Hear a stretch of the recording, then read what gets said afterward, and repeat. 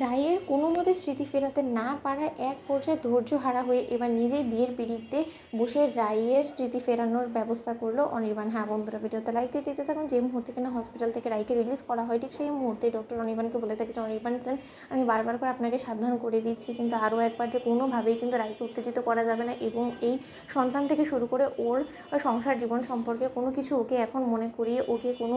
ভাবেই কিন্তু উত্তেজিত করা যাবে না। তাই আপনি যদি ভুলে যান, আমি আপনাকে আরও একবার মনে করিয়ে দিলাম। আর তোমাকে একটা কথা বলে দিচ্ছি, যদি কোনোভাবে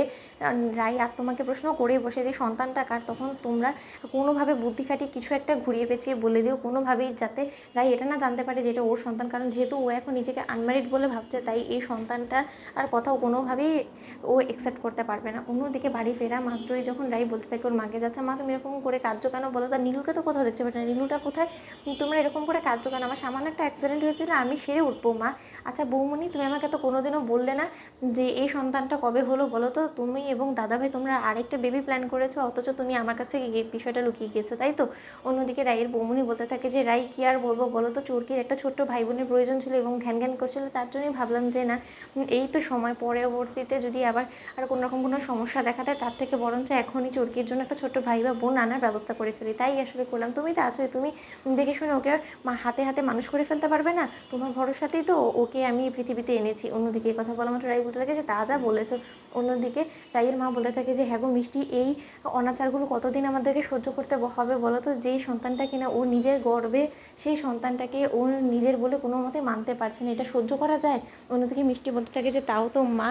বাঁচা যায়, যে রাই অন্তত আমার সন্তান ভেবে হলো এতটুকু দুধের বাচ্চাটাকে নিজের বুকে আগলে তো রেখেছে, সেটাই তো অনেক বড় একটা পাওনা আমাদের জন্য, তাই না। অন্যদিকে অনির্বাণ রায়ের কাছে এসে বলতে থাকে যে আচ্ছা রাই, তোমার মনে পড়ে আমাদের অতীত জীবনের সেই ভালোবাসার স্মৃতিগুলো, আমরা একসঙ্গে যে কিছু ভালো মুহূর্ত কাটিয়েছিলাম, ঠিক সেই মুহূর্তে রাই বলতে থাকে যে আচ্ছা বৌমণি, এই লোকটাকে আমি না বারবার করে বারণ করেছিলাম আমার ধারের কাছে ঘেঁষতে, তার সত্ত্বেও এই লোকটা বারবার করে আমার কাছে আসার চেষ্টা করে এবং আমাকে অতীত জীবন সম্পর্কে মনে করানোর চেষ্টা করে, কী সব হাবিজাবি বলে, আর তোমরা ওনাকে কেন ঢুকতে দাও এই বাড়িতে বলো তো। অন্যদিকে অনির্বাণ বলতে থাকে যে রাই, তুমি কি কোনো মতেই সত্যি কোনো কিছু মনে করতে পারছো না, নাকি তুমি আমাকে শাস্তি দিতে চাইছো বলো তো, তুমি কিসের জন্য আমাকে শাস্তি দিচ্ছ, কী এমন আমার অপরাধ বলো।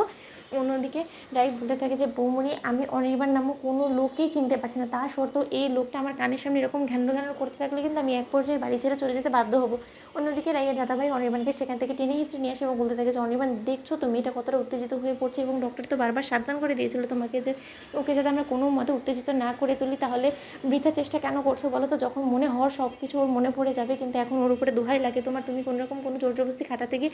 ওকে আরও বেশি বিগড়ে দেওয়ার চেষ্টা করো না। তো বন্ধুরা লাইক এবং শেয়ার করে সাবস্ক্রাইব করতে ভুলো না।